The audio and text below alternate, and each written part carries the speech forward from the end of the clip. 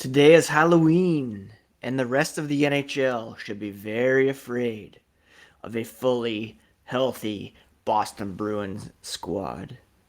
We're going to talk about how great their October was here, look back at the game against the Columbus Blue Jackets, and take a look at the week ahead here on today's episode of Locked On Boston Bruins. You're Locked On Bruins, your daily podcast on the Boston Bruins. Part of the Locked On Podcast Network, your team every day.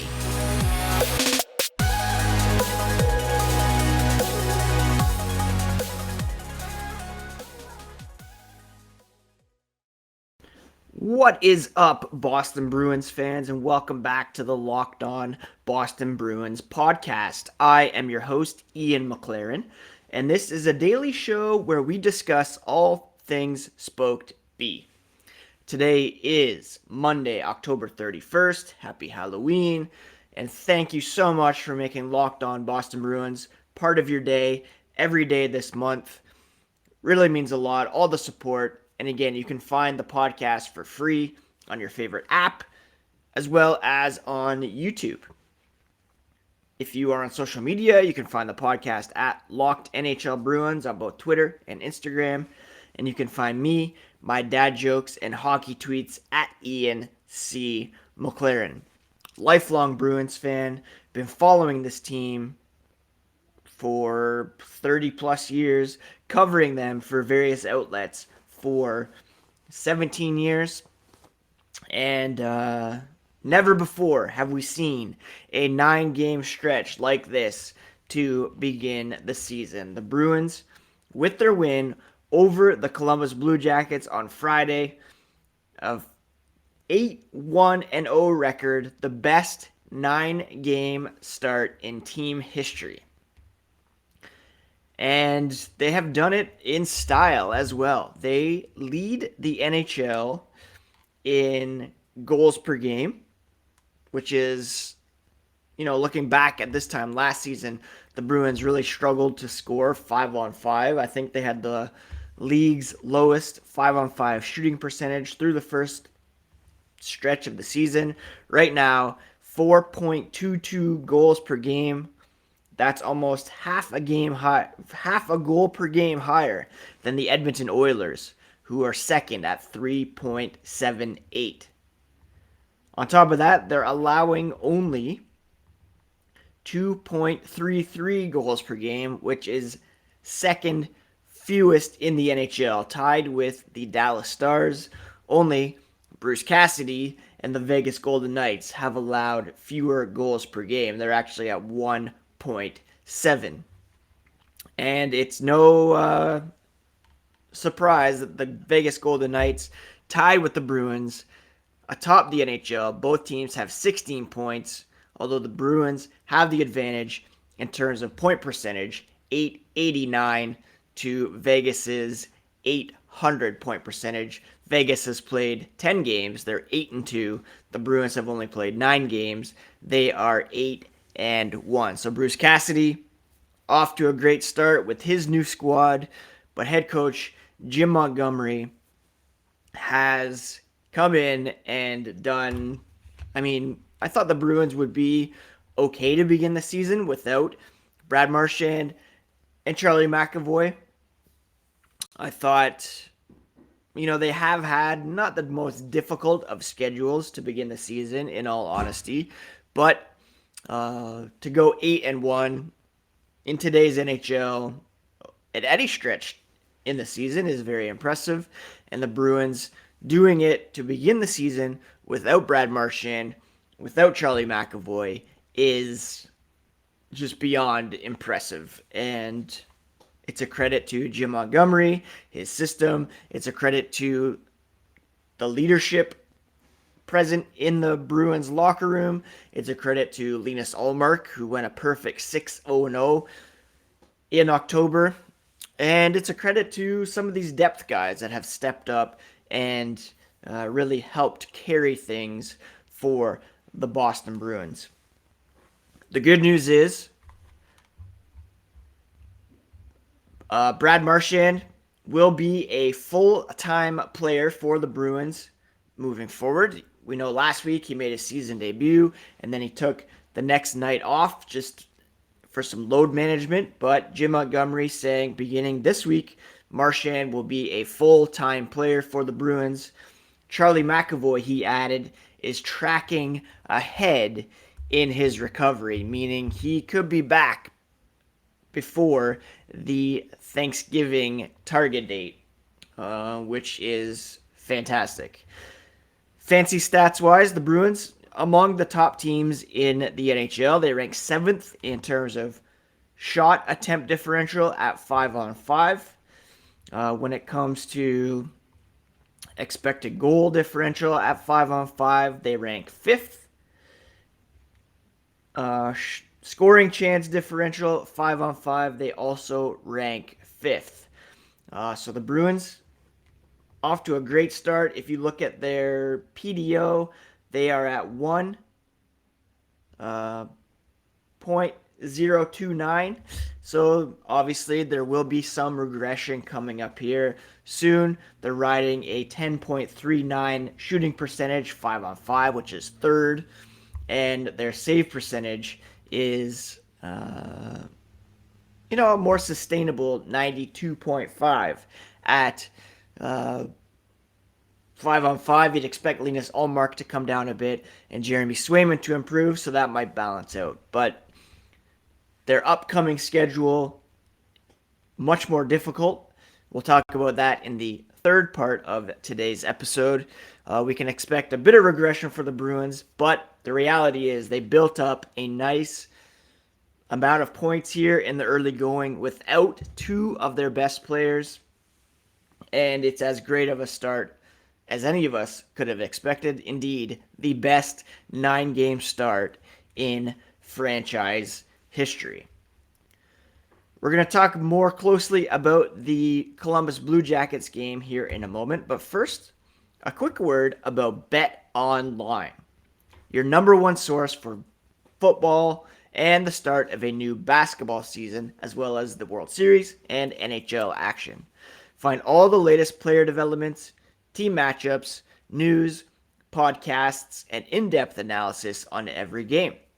As always, BetOnline is your continued source for all sports wagering information with live betting, up-to-the-minute scores for every sport out there. It's the fastest and easiest way to check in on all your favorite games and events, again, including MMA, boxing, and golf. Head to the website today. Use your mobile device to learn more at BetOnline, where the game starts. I want to thank you so much again for making Locked On Boston Bruins part of your day every day. Make sure to check out Game to Game NHL Next.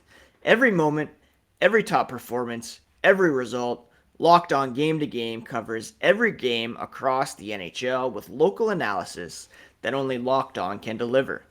Follow Game to Game on Locked On NHL, available on the Odyssey app, YouTube, and wherever you get podcasts. So on Friday evening, the Bruins closed out October with a 4-0 victory over the Columbus Blue Jackets. Now the Blue Jackets off to an abysmal start. I have Elvis Merzlikins in my fantasy cap keeper league, contemplating a buyout because he has been awful. Side note, he and his wife were getting just awful messages from Columbus Blue Jackets fans, from hockey fans. A reminder that these guys are human beings and that there's no room for that anywhere in hockey or in sports. All right? Jim Montgomery, after the game, said what has impressed him most about this group is how committed they are to each other. They were playing at the end of 3 games in 4 nights with some travel. They blocked shots. They had a lot of guys wearing ice bags after the game, and it shows you the commitment early on in the year that they have, playing hard for each other, and they're getting good results because of it. He said if you had told him that they'd be 8-1 to begin the season, he has some swampland that he wants to sell you. And again, that's not taking anything away from this group and their potential, but you have these huge injuries and a new head coach, new system, all that kind of stuff. It's a testament to the guys in the room and, of course, Linus Ullmark, who stopped all 30 shots he faced for his 5th career shutout, first of the season, and he's only the 4th Bruins goalie to start the season with a win in 6 or more straight decisions. The last guy to do it was Tuukka Rask. He went 6-0-0 in 2016-17.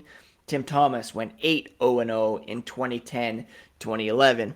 We all know what happened that season. Montgomery said it's unreal how comfortable he is standing behind the bench. They're giving up odd man rushes. There's guys open on the back door, and you're not even worried because you just expect our goalies to make saves. Interesting that he put both goalies in there, not to take anything away from Swayman, even though he hasn't had the best start to the season. I was really impressed with Charlie Coyle's game. He, for the second straight game, had a highlight reel goal, picked up the puck along the wall in the Bruins end, surged down the wing in the neutral zone, danced through the Blue Jacket zone, buried a sweet little backhand, shorthanded to give the Bruins a 2-0 lead in the second period.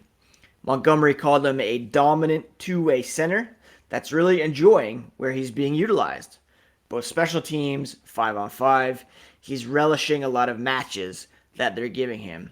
Charlie Coyle, perfectly suited for that third line center role. You know, his cap hit is a bit high for that role. Not going to hold that against him. It was offered to him. He's obviously going to sign it. But right now, he's thriving in that role. Charlie Coyle said he thought Pavel Zacha deserved a lot of credit for some hard work that set up that goal against the Blue Jackets. Sometimes it's your teammates helping you. You try to take advantage of whatever is in front of you. He got that shorthanded goal, but Zacha drove the net, opened things up for him, and he doesn't get an assist. He doesn't get any credit for that goal, but it's a key play in that situation. Coyle, again, impressed by how committed the Bruins are to playing the right way. Even in the closing minutes of a one-sided game, everybody's playing the right way. It's a back-to-back, third period, easy to let up, but Linus was unbelievable, and they wanted to go hard right till the final whistle in order to get that shutout for him. So that's great to see. Great to see that full commitment for sure. Bruins closing out October 8-1. Coyle added, kind of wishes that they had that Senators game back where they lost 7-5, but that's the mentality they have right now. Wins are the priority. Matt Grzelcyk added a goal, as did Jake DeBrusk and David Pastrnak, and they're very happy with how things went in that game, and rightfully so. It was just a great way to cap off the month, a great way to win or to enter the weekend. They had the Halloween weekend off, very well deserved, and obviously they're pretty happy, but they want to keep pushing. Coyle said they're never satisfied. This start doesn't get them into the playoffs, doesn't give them a championship. It's a good start, but they've got to keep pushing and playing the right way, and that's why they're getting success. They were without Brad Marchand, like I mentioned, who was getting the night off for some load management. They were also without David Krejci, who suffered the upper body injury in the previous game. The good news is that Montgomery said he was going in for some more imaging on Saturday, and that would go a long way to telling them how close he was to returning to action. If you saw the photos from the Bruins Halloween party over the weekend, you saw that David Krejci was in attendance, and that's a great sign. If he had a serious concussion, obviously he would be isolated, not able to get out. So that's great to see, and hopefully he'll be back in the lineup beginning tomorrow night in Pittsburgh. But again, Marchand will be a full-time player. McAvoy tracking ahead, and that's great to see. A fully healthy Bruins lineup should be quite dominant if all of this holds. David Pastrnak finishes October. Well, I guess there's some games tonight, but he's second in the NHL in total points, sandwiched between Connor McDavid, who has 18, Leon Draisaitl, Artemi Panarin with 16, Pastrnak right in there with 17 points, which is fantastic. And in terms of goals, he is second in the NHL, two behind Connor McDavid, tied with Valeri Nichushkin, Gabriel Velarde, Cole Caulfield, Andrei Svechnikov, and Steven Stamkos. So, fantastic start for the Boston Bruins. We're going to talk next about what is on deck.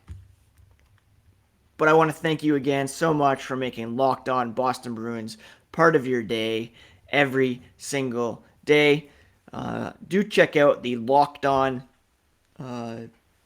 Sports Today podcast, the biggest stories from around the world of sports, game recaps, the take of the day. It's available on the Odyssey app, YouTube, and wherever you get your podcasts.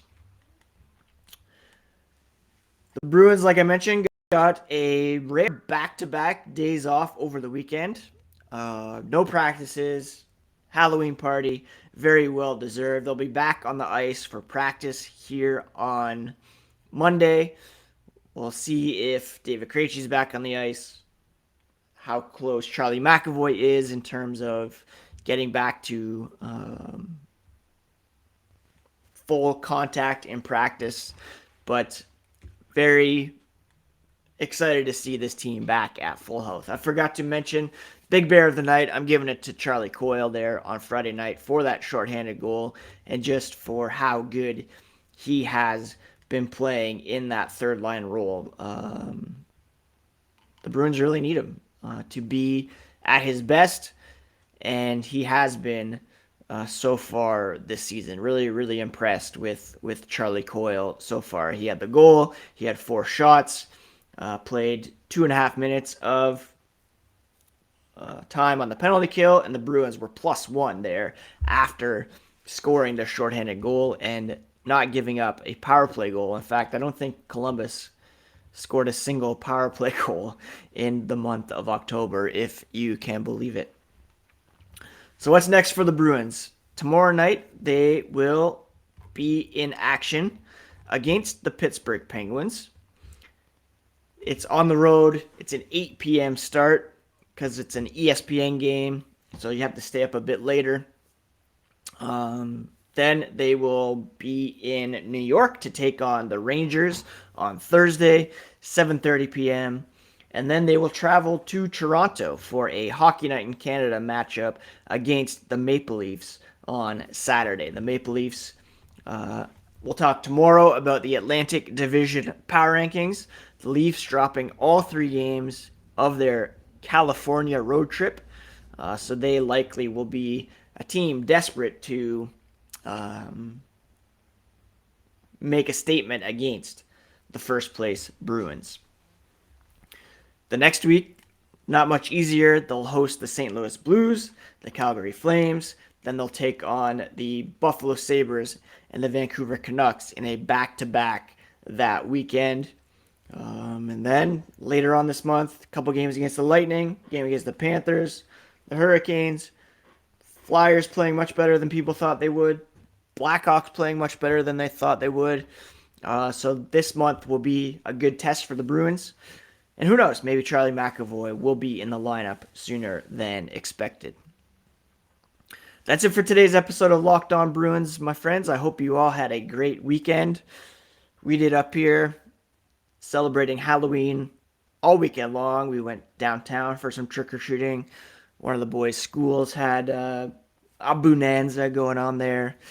I finished Welcome to Wrexham, which is pretty much my new favorite show, and I am all aboard the Wrexham Football Club bandwagon. If you haven't watched that yet, it's about Ryan Reynolds, Rob McElhenney buying that Welsh football club. I just love it so much. And started the final season of Ballers, which I never watched when it was fully out on HBO. So yeah, happy Halloween, everybody. Hope you have a great day. Take care of yourselves. Take care of each other. And we'll talk to you again here tomorrow to preview the game against the Penguins and also update the Atlantic Division Power Rankings on the Locked On Bruins podcast, part of the Locked On Podcast Network, your favorite team every single day.